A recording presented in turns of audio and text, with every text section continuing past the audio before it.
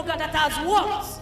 Delta State Governor, Right Honorable Sheriff Oboriwori, has commended the Nigeria Community Action for Resilience and Economic Stimulus (NG Cares program for its significant contributions to poverty alleviation, economic growth, and social development across the state. Governor Oboriwori gave the commendation while declaring open the NG Cares South-South Zonal Independent Verification Agents IVA Performance Review Meeting held at the Unity Hall, Government House, Asaba, represented by the Secretary to the State Government, SSG, Dr. Kingsley Emu.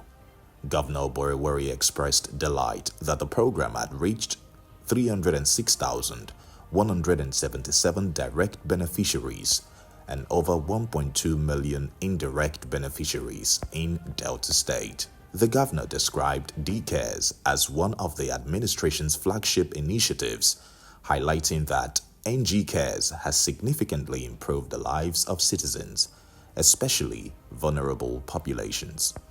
He emphasized the importance of community involvement, noting that NG Cares 2.0 would adopt a community action approach, placing communities at the center of planning and implementation. Governor Sheriff said putting communities at the heart of decision-making, NG Cares will deliver deeper impact, stronger accountability, and sustainable grassroots development. The governor noted that the program aligns with his administration's renewed Hope for More agenda, which prioritizes creation of opportunities, social welfare, and inclusiveness. He also praised the program's effectiveness in cushioning economic shocks and supporting households, farmers, and small businesses. He thanked the World Bank Task Team Leader, Dr. Lire Esado, and National Coordinator, Dr. Abdul Karim Obaje, and the Federal Cares Program Unit for their dedication and commitment. It is with great delight that I warmly welcome you all to Asaba, the capital of our dear state. Let me begin by commending the World Bank, the federal government of Nigeria, and the state government for the collaborative efforts in establishing the NG Cares program. As we're all aware, the NG Cares program was initially conceived as an emergency intervention to support state governments in addressing the socio-economic disruptions caused by COVID-19 pandemic. However, this initiative has since demonstrated its effectiveness as a robust platform for addressing broader economic shocks, and its impact in Delta State especially cannot be overemphasized. As one of our flagship programs, the NG Cares has significantly impacted on the lives of our citizens, especially in the areas of poverty reduction, economic growth, and social development. We are glad to state that in Delta State, we have impacted 306,177 direct beneficiaries and over 1.2 million indirect beneficiaries thus far. And we are looking forward to increasing the numbers and strengthening the intervention horizontally and vertically as we proceed to the next phase of NG Cares 2.0. A key feature of this next phase is the community action approach, which empowers communities to drive the program from the ground up. This ensures that interventions meet the real needs of local people. The most vulnerable are reached, and communities take ownership of projects like building and rehabilitating social infrastructure. By putting communities at the heart of planning and implementation, NG Cares will deliver deeper impact, stronger accountability, and more sustainable development at the grassroots level. It is common knowledge that independent verification agents play a crucial role in intervention programs by providing unbiased and objective assessment of programs. Thus, evaluating the effectiveness, credibility, and impact of independent verification agents under NG Cares 1.0 will be a welcome development. This gathering is thus a testament to our collective commitment to transparency, accountability, and the effective delivery of the NG Cares program going forward. The objective of this meeting, as you know, is to undertake a joint review of the IVA's performance by key shareholders from the participating states, the federal government, and the World Bank. The outcome of this meeting is critical as it will guide the World Bank and the federal government in their decision on re-engaging the IVA for the additional financing phase of the NG Cares program. We wish to reiterate that Delta State, we have leveraged the NG Cares program to make a tangible difference in the lives of our citizens. We are particularly proud of the impact of the program on our people, as it aligns perfectly with the MORE agenda of this administration, which is focused on creating opportunities for all and enhancing social services. I must highlight that the partnership with the World Bank has further contributed to our administration's success story, and we believe that by ensuring the integrity of our verification processes, we can continue to achieve meaningful results and secure further support to our people. I want to thank the World Bank tax team leader. This meeting provides an excellent opportunity for us to share experiences, learn from one another, and collectively strengthen our implementation. The Commissioner for Women Affairs and members of the State D-Care Steering Committee, Honorable Pat Ajudwa, in a goodwill message applauded the impact of the program, noting how it has transformed the lives of vulnerable people. She emphasized the strength of the partnership between the World Bank and the state government, particularly in the areas of funds accountability and effective project implementation is top-notch. I have seen the meaningful change the implementation of the NG Cares program has brought to the lives of our people. The success stories are a testament to the dedication of every individual involved, from the program coordinators to the community leaders who ensured that the benefits reach those most in need. This program's strength lies in its ability to empower and uplift, not just with financial aid, but by fostering a sense of ownership and resilience at the grassroots level. The partnership between the state, the federal government, the World Bank, and the verification agents has been crucial in ensuring that every fund is accounted for and every result is verified with integrity. This process has not only secured our past achievements but also built a foundation for future support. I'm confident that the insights we will gain from this meeting will further strengthen our collaboration and help us achieve even greater milestones in the next phase of the program. Speaking on behalf of the National Coordinator of NG Cares, Dr. Abdul Karim Obaje, Alhaji Atiku Abubakar Musa, explained that the program was originally designed to cushion the effects of the COVID-19 pandemic on vulnerable groups. He added that the IVA Performance Review report would shape the strategic direction of NG Cares 2.0. As you are all aware, the NG Cares program was conceived as a deliberate initiative of the federal government of Nigeria with the support of the World Bank to cushion the socio-economic impact of various shocks by supporting livelihoods, enhancing food security, protecting household consumption, and strengthening economic recovery at the grassroots level. IVA is part of the framework put in place to ensure that interventions truly reach the intended beneficiaries, and this serves as a basis for reimbursement to the state and FCT. This meeting provides us all an opportunity to review the performance of IVA holistically with a view to strengthening the process of verification of results under this NG Cares program. In her welcome address, the Delta State Coordinator of the program, Lady Patience Ogbewe, highlighted the importance of the review meeting, stating that its outcome would inform planning for the next phase. I wish to gladly welcome you to this August meeting. This signifies the authenticity of this gathering being the performance review of the independent verification agent engaged under the implementation of the NG Cares 1.0. We are honored to have the task team leader, Mr. Lire Esado, in Delta State, the South-South Zone meeting host. This meeting is envisioned to be crucial in determining the effectiveness of the IVAs thus far in the implementation of the NG Cares program.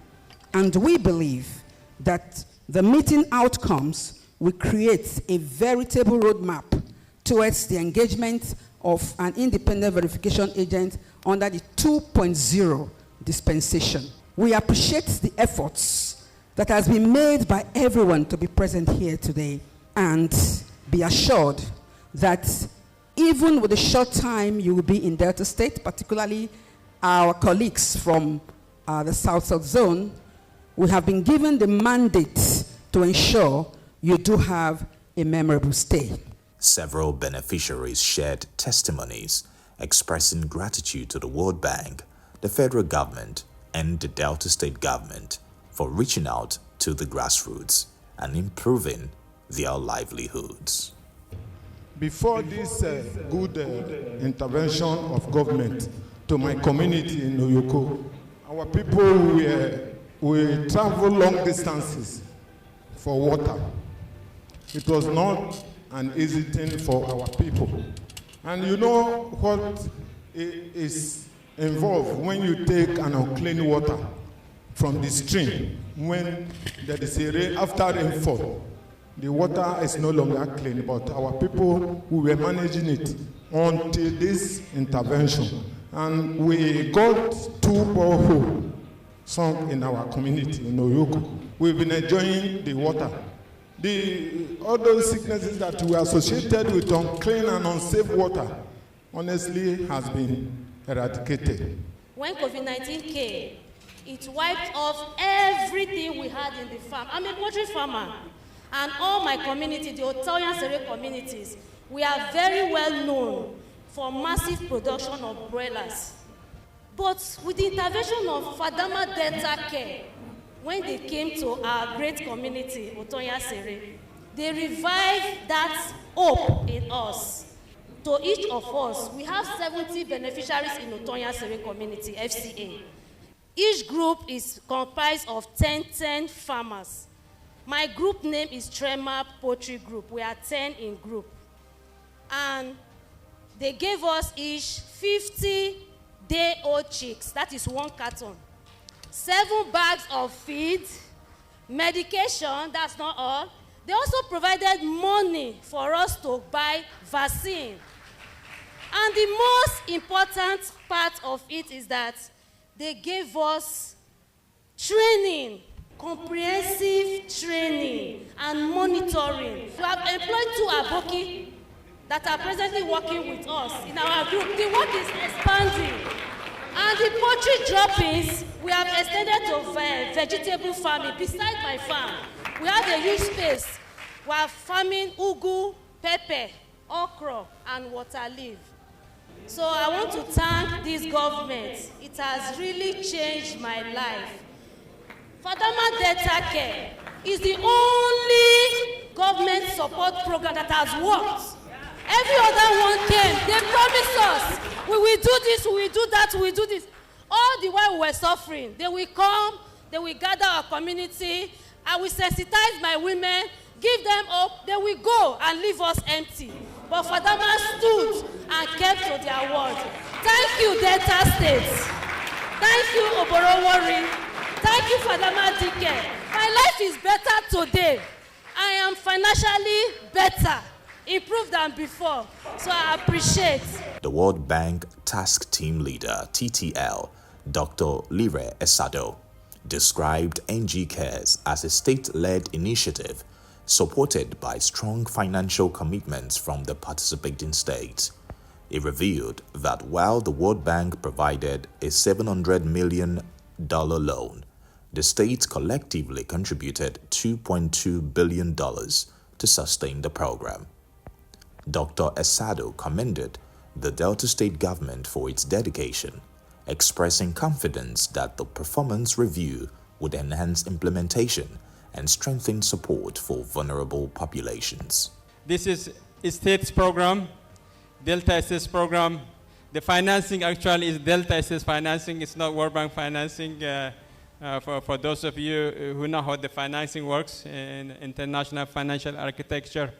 So the Delta State is financing. In fact, from the little incentives that comes through the NG Cares mechanism, Delta State is putting much more of its own resources. Nationally, there's about $700 million project in this program, but the states of Nigeria as a whole spent over $2.2 billion using the NG Cares mechanism to reach the poor and vulnerable. Whatever program is offering is just peanuts in terms of the resources the states are putting for this program. So I really want to appreciate Delta State and the other states, Edo, Bayelsa, Rivers, Akwa Ibom, all of you are represented here.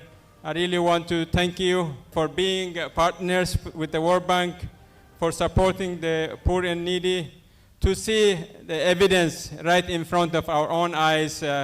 So it's important for us, before we launch 2.0, to make sure that we are working with the right partners in the government, right partners within the World Bank.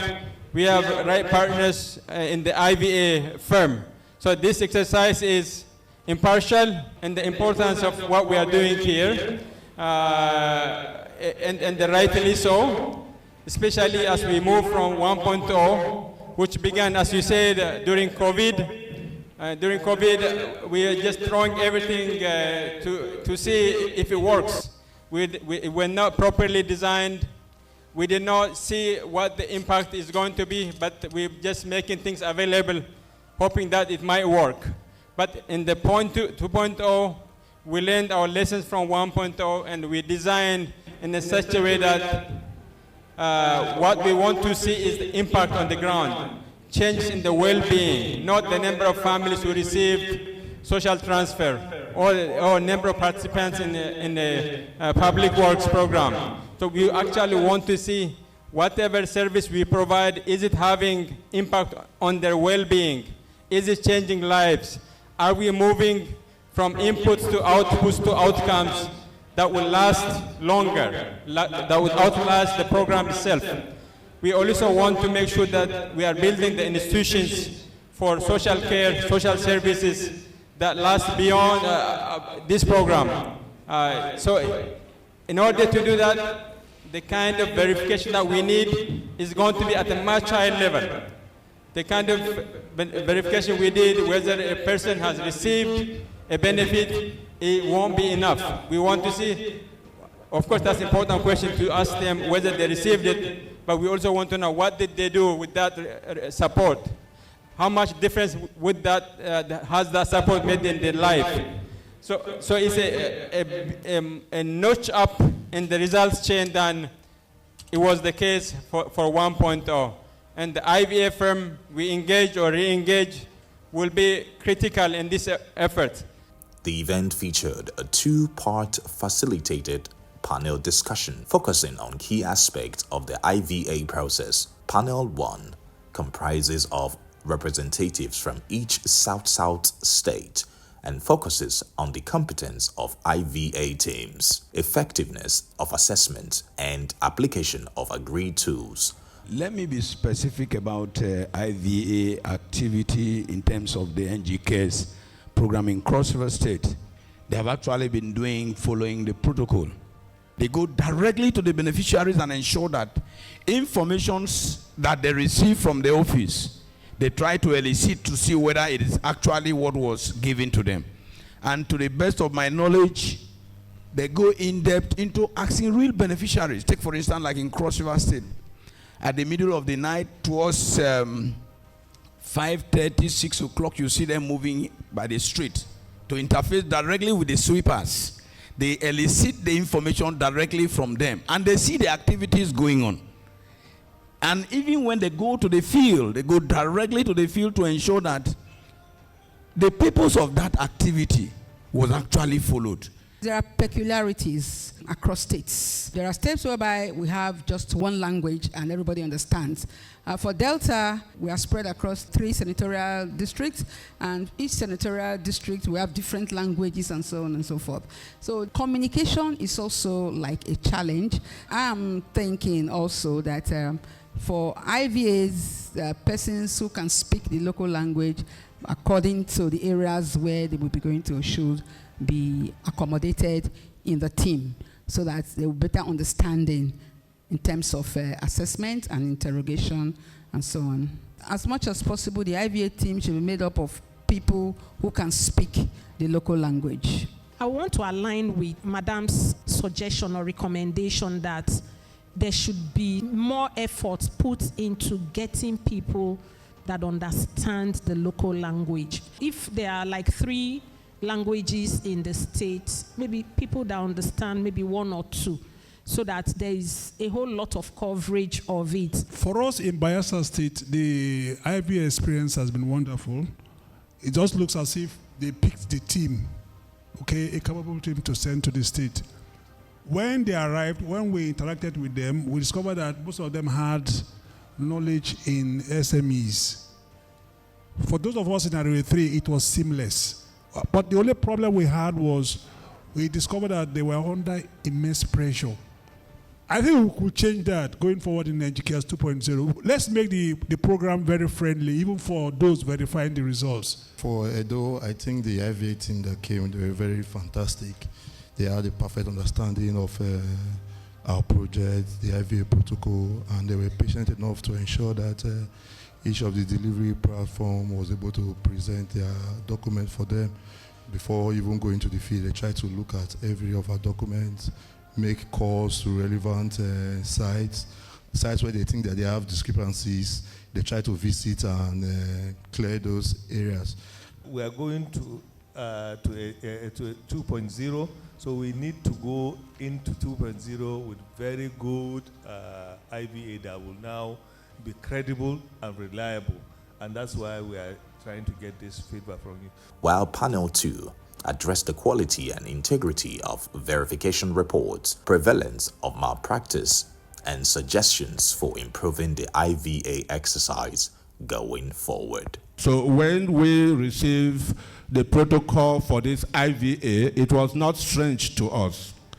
Unlike the coordinator for Delta State said, what we did in Cross River State, based on our experience in other monitoring activities that have taken place in Cross River State, and my commissioner is here hearing me, was that we carried out a mob exercise 2 times before the IVA in each of them came. There was really no form of malpractice. They did their work diligently. And based on the records that we presented, they verified and also visited the field to see for themselves. Then on that conflict of interest, malpractice, the major issue we had was on this pricing of results, the change in pricing. So if there's a change in pricing, please, it should be communicated to everybody. I think that at the end of their field visits, they should discuss with us a comprehensive report. That might even guide them in their report writing. Because an attempt to always hide what they saw on the feed, it won't help the process. It is my opinion, and I stand to be corrected, that NGCARES is one of the best projects in Nigeria in terms of transparency, in terms of cost effectiveness, in terms of getting the project to the beneficiaries. If you consider projects being done at the local level, at the state level, and at the federal level, in terms of documentation, in terms of transparency, in terms of integrity, I match them side by side with NGCARES project, who will beat them silly. I think that IVA team should be a little bit more friendly with the state they are coming to visit. We should go to tell them this hotel is good for you, that hotel is good for you. They come, some of them will go and stay. We are in Sapele Road. One went to stay in Ugbowo.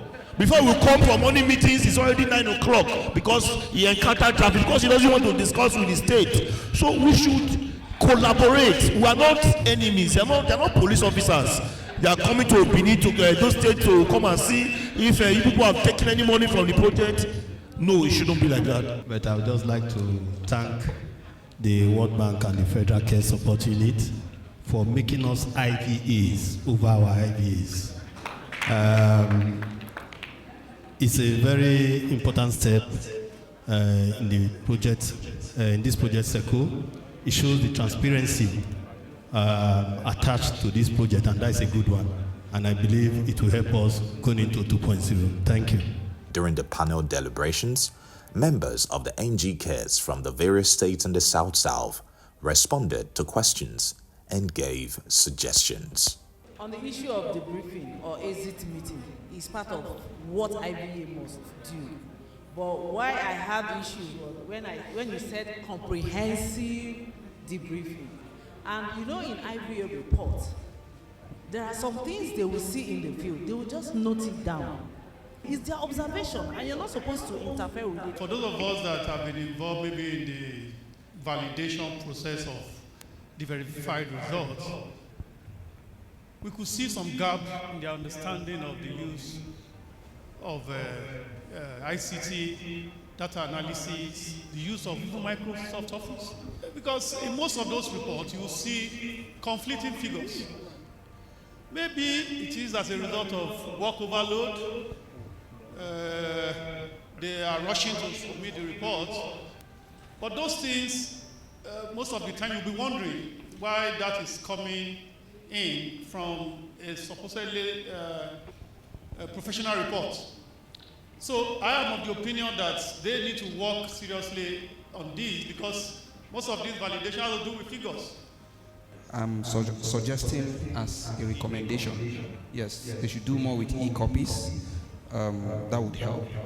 I just want to commend the NG case for the idea of the IVA in the design of the program, because I've worked with so many projects and programs, and I know how the IVAs work.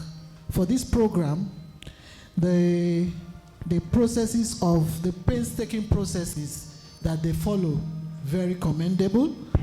Their independence in sampling data and verification, also very good.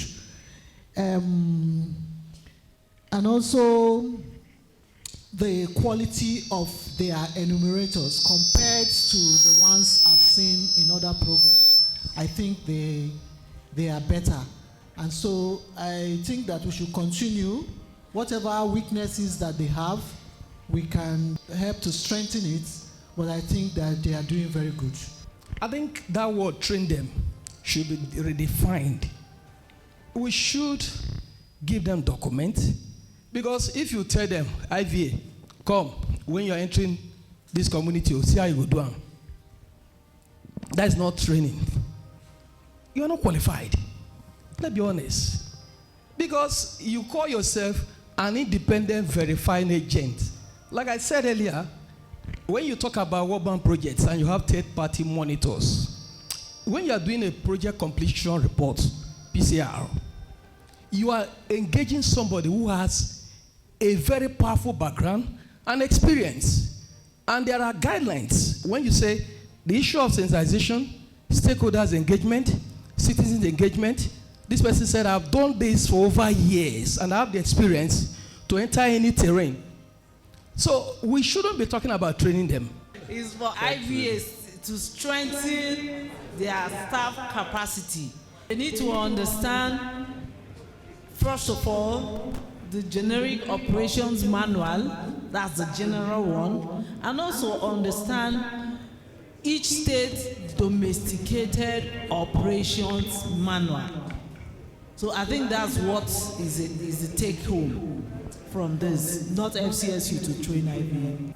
Member representing Oshimili South constituency in the Delta State House of Assembly, Honorable Bridget Anyanfulu Esquire, stressed the importance of proper implementation and reaffirmed that the impact on the people cannot be overstated. One thing is to have a program. The other thing is to have a proper implementation of the program. The daycares in Delta State has basically been implemented, and when we started this program around 2001 to look at the issue of COVID-19, I didn't know that it would get to this. But today, listening to the testimonies of the people, the beneficiaries, you can see that a lot have happened in Delta State, and both directly and indirectly. When we had 306,000 direct beneficiaries and over 1.2 indirect beneficiaries, that is a huge testimony.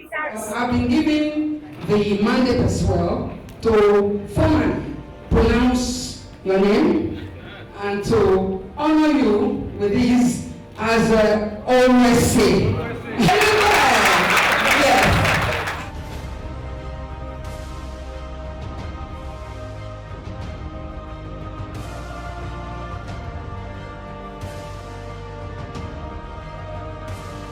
I stand here to say thank you.